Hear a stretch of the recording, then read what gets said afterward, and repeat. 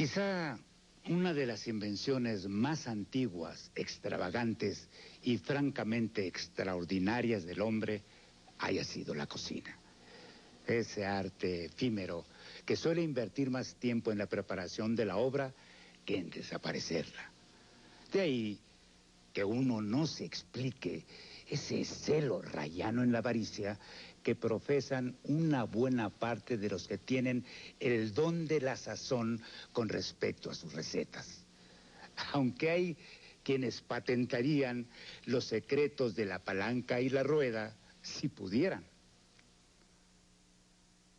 A María Angula el matrimonio le llegó poco después que los negocios de su padre sufrieran un revés y hubo necesidad de acelerar una alianza entre familias para sacar la economía adelante. Para sorpresa de María Angula, el hombre no era feo, ni viejo, ni aburrido, y tenía un particular sentido del disfrute de la vida que nunca había encontrado en su árbol genealógico. Las primeras semanas en su nuevo hogar, todo fue dejarse agasajar por sabores, paisajes y sonidos nuevos. Sus problemas empezaron el día en que su marido le pidió le preparara un pozole como los que solo había en su tierra, pues como María Angula siempre pensó que se casaría con un viejo enfermo, panzón, feo y aburrido, nunca tuvo interés en aprender a cocinar. Se hizo la enferma para ganar tiempo mientras averiguaba quién por esos lares sabía preparar un pozole como en su tierra. Y es que como había sido entregada ante el altar con fama de gran cocinera, pensando que siempre iba a tener quien le preparara la comida, no podía salir ahora con que no sabía. Siempre haciéndose la experta culinaria, María Angula fue a entrevistarse con Felipa con el pretexto de buscar una variante de la receta. Viendo que la señora nada sabía del tema, Felipa le fue explicando paso por paso cómo debía cocer el maíz con agua con cal, enfriarlo y volverlo a cocer sin sal hasta que reventara el grano, mientras ella apuntaba todo en una libreta haciéndose la disimulada. Cuando la mujer terminó de darle los pormenores, María Angula, en lugar de darle las gracias, cerró su libreta con mucha autosuficiencia y dijo que si así se hacía el pozole, pues ella ya lo sabía hacer. Y se fue. Eso se saca uno por buena persona, pensó Felipa. Pero no dijo nada y lo dejó pasar. Al día siguiente, muy nerviosa, María Angula sirvió el pozole a su marido, temerosa de que no le hubiera quedado bien. Sin embargo, las buenas instrucciones de Felipa y un insospechado sazón natural que nunca había tenido ocasión de descubrirse, hicieron las delicias de su esposo, que repitió plato, haciéndole prometer que pronto le prepararía otro manjar de su tierra. Nada más la vio llegar, Felipa supo a lo que venía y se juró en silencio que no la iba a ayudar. De nada le sirvió recordar los desplantes de la muchacha y hacerse la ofendida, pues María Angula, muy mustia, le traía flores y le hablaba otra vez suavecito, pidiéndole le ayudara a recordar cómo se preparaban las carnitas. Así es que Felipa dejó de hacerse la remolona, pensando que la actitud de la señora había cambiado, y otra vez, con generosa paciencia, le fue diciendo cómo debía cortar la carne, con qué hierbas debía ponerla a cocer, y hasta qué punto debía esperar se separara la grasa para agregar la manteca, mientras María Angula anotaba en su libreta hasta el más mínimo detalle, con gesto de que le estuvieran descubriendo el hilo negro. Y así como la vez anterior, una vez que obtuvo lo que necesitaba, se fue muy oronda para su casa, repitiendo que si así se hacían las carnitas, pues ella ya las sabía hacer. Así habrán pasado 3 meses.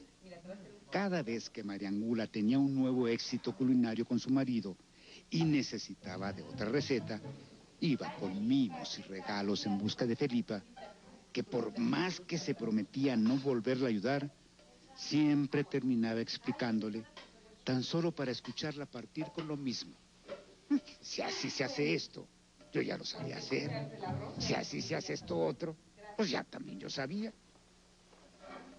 No obstante, un buen día apareció rogando que le dijera cómo se preparaba la pancita. Y Felipa, harta de tanta majadería, encontró un pretexto para gastarle una broma que le dejara muy claro que nunca más la iba a ayudar. Le dijo que para preparar la pancita debía ir al cementerio, esperar a que sepultaran al último muerto del día, desenterrarlo al sereno y con un cuchillo bien afilado sacarle las tripas y luego ponerlas a cocer con cebolla y chile guajillo.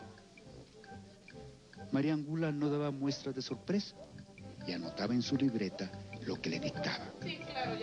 Al acabar, como siempre, se fue diciendo que si así se hacía la pancita, ella también sabía.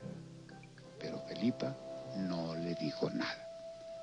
A buen entendedor, pocas palabras, pensó, sin imaginarse que aquella creía que efectivamente así era la receta. Si algún gusto le había tomado María Angula a la cocina, esa noche lo perdió. Viendo a su marido lamer el plato sin poner ni una objeción y pidiéndole le preparara para la próxima una sopa de huesitos. Por la noche, mientras trataba de arrancarse de la mente las imágenes de las últimas horas y conciliar el sueño, María Angula creyó escuchar una voz en los crujidos digestivos de su marido que dormía a pierna suelta. Devuélveme mis tripas. Parecía repetir incesantemente el ronroneo. Trató de pensar en otra cosa, pero a cada crujido la voz se hacía más clara. Le hincó el codo a su esposo para que cambiara de posición, como hacía cuando quería que dejara de roncar. Pero aún así, la voz seguía diciendo su lamento. Devuélveme mis tripas. Fue entonces cuando creyó ver una sombra que la invadía, mostrando al fantasma del difunto, exigiendo lo que se le había quitado. A pesar de que la buscaron, después de esa noche no se volvió a saber nada de María Angula. Unos dicen que el fantasma se la llevó al otro mundo para castigarla por haberle sacado las tripas. Lo único cierto es que su esposo, añorando los secretos culinarios que María Angula se había llevado, un día encontró la libreta donde ella anotaba las recetas. Al descubrir lo que había sido su cena de despedida, optó por volverse vegetariano. Y dicen que hasta bajó de peso.